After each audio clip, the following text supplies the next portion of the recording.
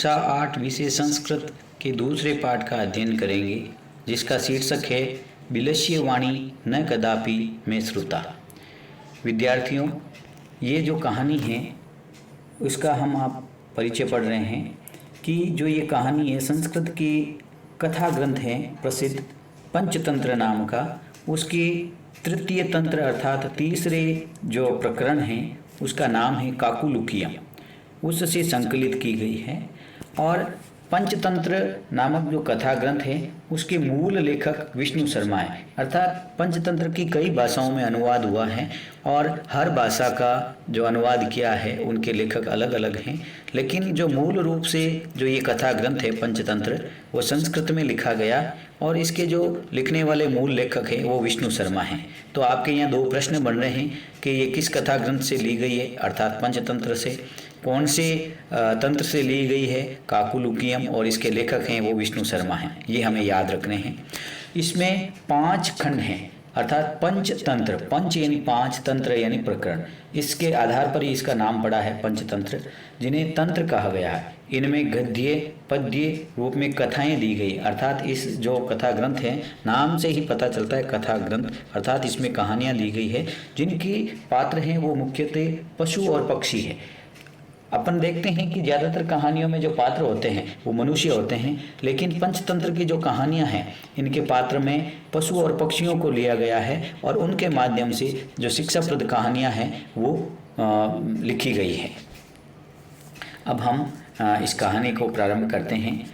कस्मिश्चित वने खर नखर नामः सिंह प्रतिवसति स्म। किसी वन में खर नखर नाम का शेर रहता था। एक प्रश्न बनता है, शेर का क्या नाम था? तो खर नखर, और कहाँ रहता था? तो वो वन में रहता था। से कदाचित इतस्ततः परिभ्रमण सुधारतः न किंचित अपि आहारम प्राप्तवा। वह इतस्ततः यानी इधर उधर परिभ्रमण यानी घूमता हुआ भूख से पीड़ित घूम रहा था, लेकिन कहीं पर भी उसे आहार यानी भोजन प्राप्त नहीं किया। अर्थात वो सुबह से शाम तक घूमता रहा लेकिन भूख से पीड़ित था, लेकिन उसे किसी प्रकार का जो भोजन है वो प्राप्त नहीं हुआ। ततः उसके बाद सूर्यास्त समय एकाम महतीम गुहाम दृष्ट्वा सह अचिंत्यत। सूर्यास्त के समय अर्थात जब सायंकाल होता है, जब सूर्य के अस्त होने का समय होता है, उस समय उसने एक महतीम गुहाम यानी महती यानी बड़ी, गुहाम यानी गुफा, दृष्टवा यानी देख करके, स अचिंत्यत उसने सोचा, नूनम एतस्याम गुहायाम रात्रौ को अपि जीव आगच्छते। नूनम अर्थात निश्चय ही इस गुफा में रात्रि में को अपि कोई भी जीव, निश्चय ही इसमें कोई जीव है वो आता है। उसने ऐसा विचार किया। अतः अत्रैव निगूढ़ो भूत्वा तिष्ठामि। अतः मुझे यहाँ ही, अत्रैव अत्र प्लस इव, अत्रैव यहाँ पर, निगूढ़ो यानी छुप करके, भूत्वा यानी छुप करके, तिष्ठामि बैठ जाता हूँ। एतस्मिन् अंतरे गुहाया स्वामी ही दधिपुच्छ नाम श्रृगालः समागच्छत्। कुछ समय पश्चात ही उस गुहा का स्वामी, जिसका नाम है दधिपुच्छ, वो उस नाम का जो एक श्रृगाल है वहाँ पर आता है।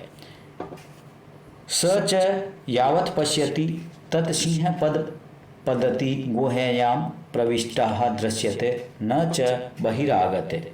वो वहाँ पर आता है और देखता है, यावत यानी जब तक, पश्यति यानी देखता है, तावत यानी तब तक, सिंह पद पदति यानी सिंह के पद यानी चरणों के यानी पैरों के जो पदति या निशान हैं वो गुहायां प्रविष्टाः दृश्यते, गुफा में जाते हुए तो दिखाई देते हैं, न च बहिरागता, लेकिन जो पैर हैं वो अंदर जाने के निशान उस पर बने हुए हैं, लेकिन बाहर आने के जो उसके निशान हैं वो उसको दिखाई नहीं देते। श्रृगालः अचिंत्यत, श्रृगाल सोचता है, विचार करता है, अहो विनिष्टोस्मि, अहो मेरा विनाश हो जाएगा यानी मैं मारा जाऊंगा। नूनम बिल अस्मिन बिले सिंह अस्ति इति तर्कयामि। मेरा तर्क है कि इस बिल में निश्चय ही कोई शेर है। ततः किम करवाणी, उसे क्या करना चाहिए? एवं विचिंत्य, ऐसा विचार करके, ऐसा विचार किया से उस श्रृगाल ने, दूरस्थः रवम प्रारंभ कर्तुम आरब्ध है। दूर से ही उसने रवम यानी आवाज़, दूर से ही उसने जो है अपनी दहाड़ना शुरू कर, रव है जो इसकी गिदड़ की जो आवाज़ है उसको कहा जाता है, उसने आवाज़ करना प्रारंभ कर दिया।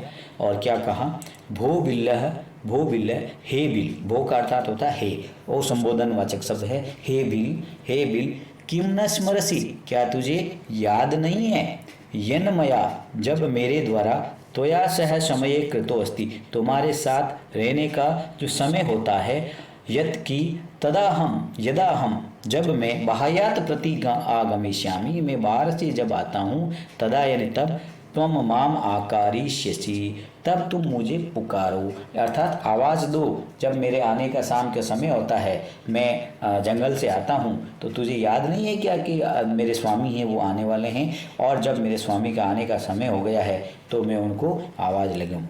यदि त्वं माम ने आव्यसि तरी अहम द्वितीयम बिलम यास्यामि इति। आगे कहता है कि यदि त्वं माम न आव्यासि, तुम मुझे आह्वानित नहीं करोगे यानी मुझे नहीं बुलाओगे, तरही यानी तो, अहम द्वितीय बिलम यास्यामि, मैं दूसरे बिल में चला जाऊंगा, ऐसा कहता है। एतत् श्रुत्वा सिंह अचिंत्यत, ऐसा सुन करके, एतत् श्रुत्वा, यह सुनकर, सिंह अचिंत्यत, शेर विचार करता है, चिंतन करता है, नूनम ऐसा गुहा स्वामी ने सदा आह्वानम करोति, निश्चय ही यह गुफा है वो अपनी स्वामी का आह्वान करती है, अर्थात उनको बुलाती है। परंतु मद भयात न किंचित अपि वदति, परंतु ये मेरे भय से कुछ भी नहीं बोल रही है, क्योंकि मैं शेर हूँ और शेर है उससे सभी जानवर डरते हैं, इस कारण क्या पता मेरे डर के कारण ये जो गुफा है वो कुछ बोल नहीं रही है। अथवा साध्विधम उच्यते, अथवा इसलिए कहा गया है, भय संत्रस्त मनसा हस्तपादादिका क्रिया प्रवर्तन्तेन वाणी च वे पतुश्चाधिको भवेत्। भय संत्रस्त मनसा, भय से पीड़ित मन वाले का हाथ, हस्तपादादि का क्रिया, हाथ पैरों की जो क्रियाएं हैं वो रुक जाती है। अर्थात कहने का तात्पर्य यह है कि जब कोई भी प्राणी है भय से पीड़ित होता है और अत्यधिक डर जाता है तो वो जड़वत हो जाता है, उसके हाथ और पैर हैं वो क्रिया करने बंद कर देते हैं और वो जड़वत हो जाता है। प्रवर्तन्तेन वाणी च वे पतुश्चाधिको भवेत्, और डर के मारे उसके वे पतुश्चात कंपन हो जाता है, उसके जो शरीर है उसमें कंपन पैदा हो जाता है, और उस कंपन के कारण, जड़वत शरीर हो जाने के कारण, हो सकता है उसके मुख से हैं वो वाणी है, वो आवाज़ है वो नहीं निकल रही है, ऐसा शेर कहता है। तद हम अश्य आह्वानम करोमि, इसलिए मैं इसका आह्वान करता हूँ। एवं स बिल्लह प्रविश्य में भोज्यम भविष्यति, इस प्रकार वह बिल में प्रवेश करके मेरा भोजन बन जाएगा, होगा। अर्थात जब मैं बुलाऊंगा तो ये निश्चय ही ये गुफा अपने स्वामी को आवाज़ लगाती होगी और मेरे बुलाने से वो जो इसके अंदर रहने वाला प्राणी है वो आएगा और आने के बाद में वो मेरा भोजन बन जाएगा, ऐसा चिंतन किया शेर ने। इत्थम विचार्य सिंह सहसा श्रृगाल से आह्वानम करोत, इस प्रकार विचार करके शेर ने अचानक श्यार का आह्वान किया।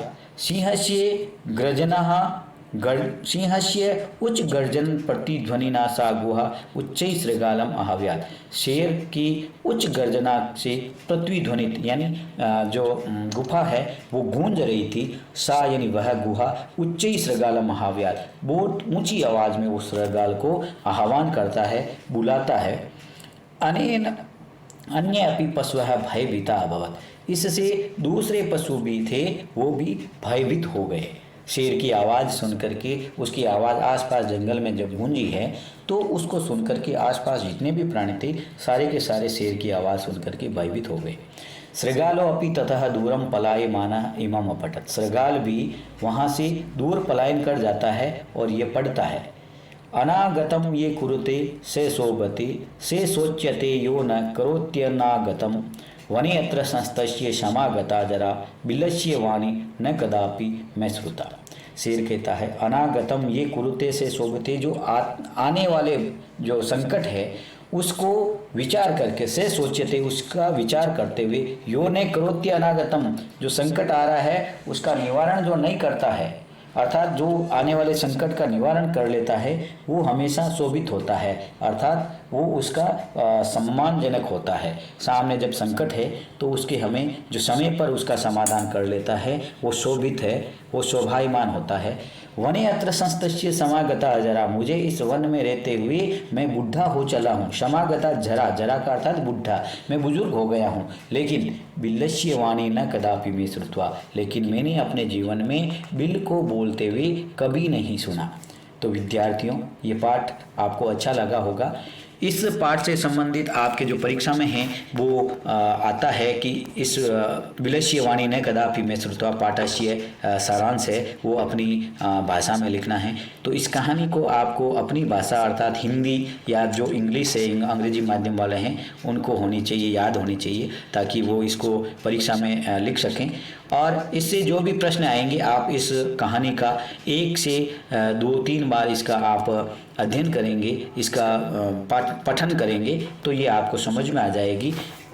धन्यवाद। अगर आपको ये मेरा पाठ वीडियो अच्छा लगा है तो आप इसे सब्सक्राइब करें और अधिक से अधिक विद्यार्थियों तक इसको शेयर करें ताकि और भी विद्यार्थियों को इसका लाभ पहुंच सके।